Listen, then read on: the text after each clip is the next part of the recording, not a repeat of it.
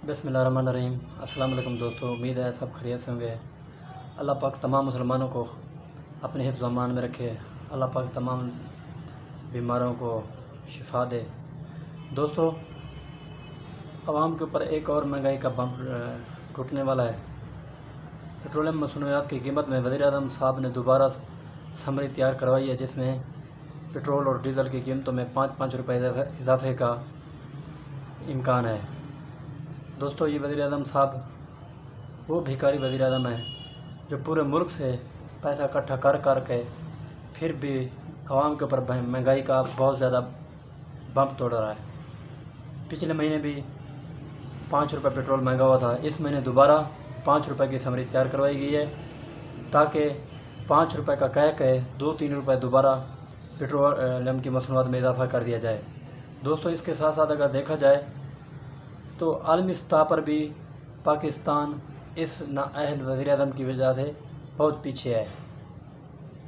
America का सदर जो बाइडन, जो कि एक बहुत ताकतवर सदर है, वो इसको फ़ोन तक नहीं करता, इसका फ़ोन सुनना तक गवारा नहीं करता।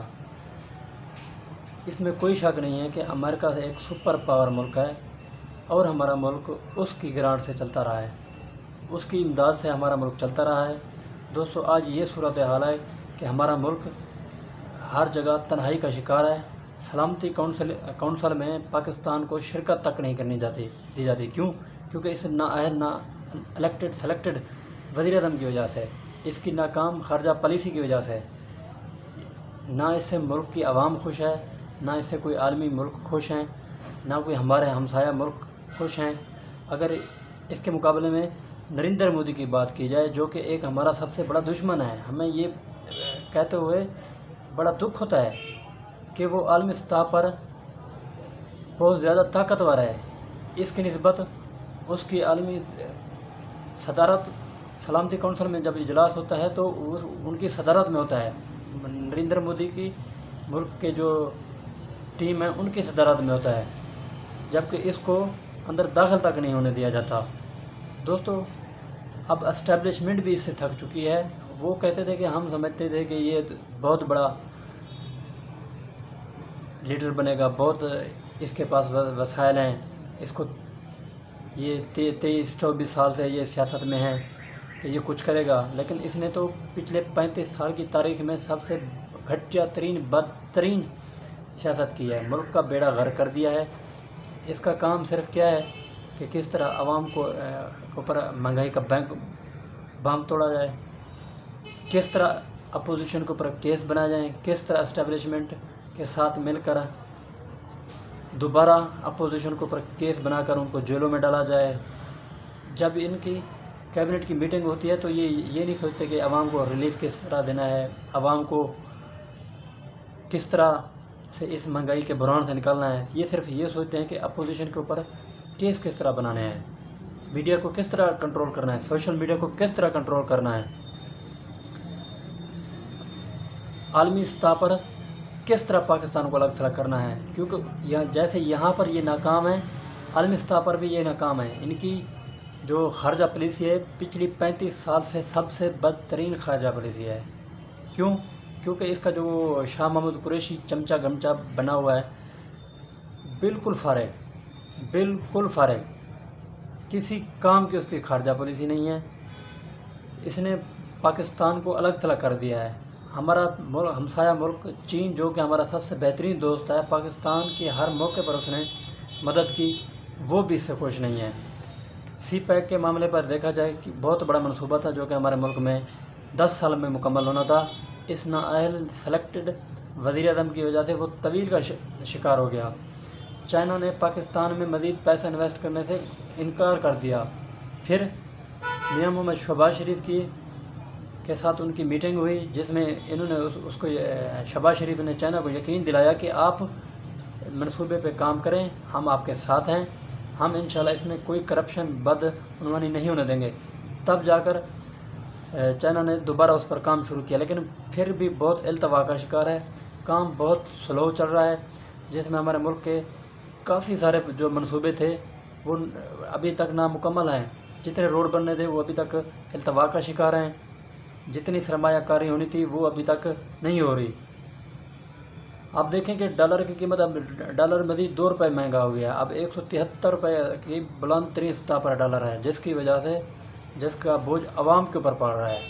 इतनी लो करेंसी हो गई है मुल्क की, जिससे कर्ज़े भी और ज़्यादा बढ़ रहे हैं। और ये सेलेक्टेड वज़ीर आज़म का सिर्फ एक वो है कि अगला इलेक्शन कैसे जीतना है, धांधली करके दोबारा आवाम के ऊपर किस तरह मुसल्लत होना है, किस तरह महंगाई करनी है, किस तरह लोगों को दबाना है, किस तरह।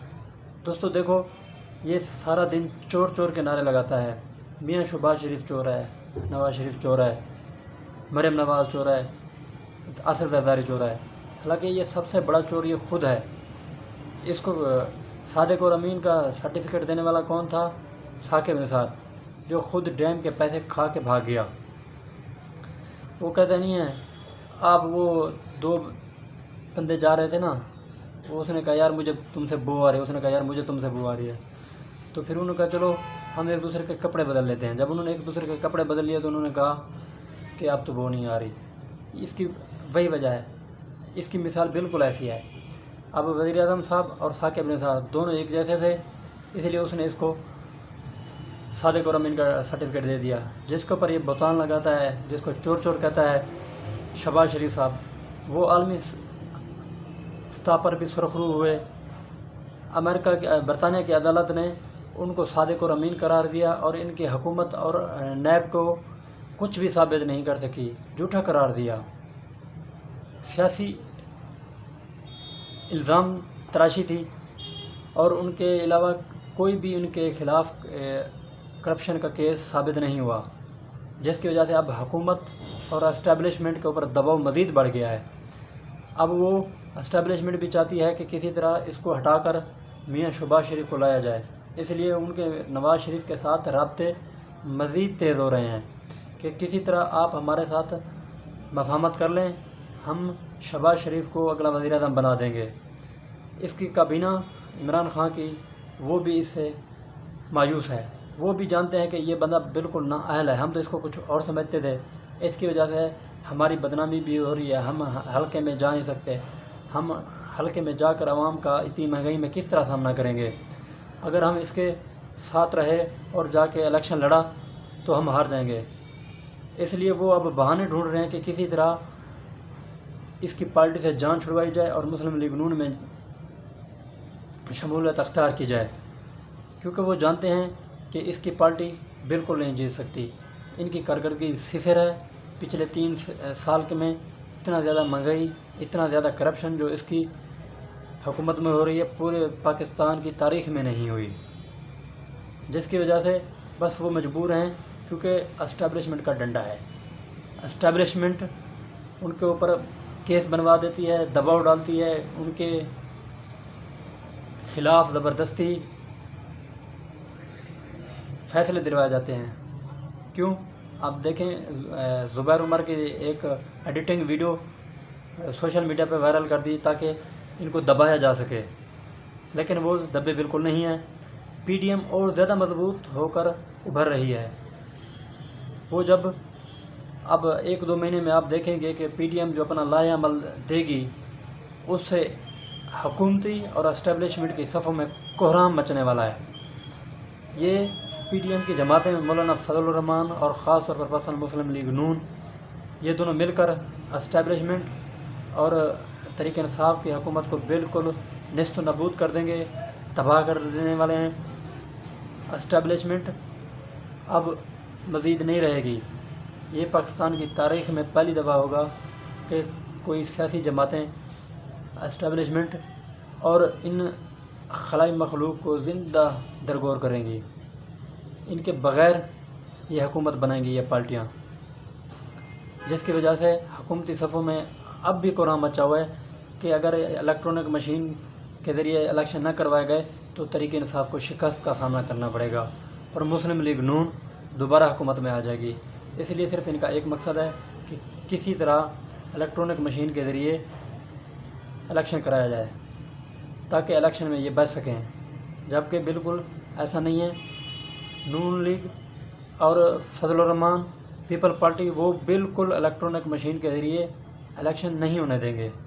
انتخابات میں اصلاحات بالکل ممکن نہیں ہیں، کیونکہ مریم نواز بالکل واضح طور پر کہہ چکی ہیں کہ اس ناکارہ سلیکٹڈ وزیر اعظم کے ساتھ ہم کوئی بات چیت نہیں کرنے والے، نہ کسی انتخابی اصلاحات پر، نہ کسی اور معاملے پر۔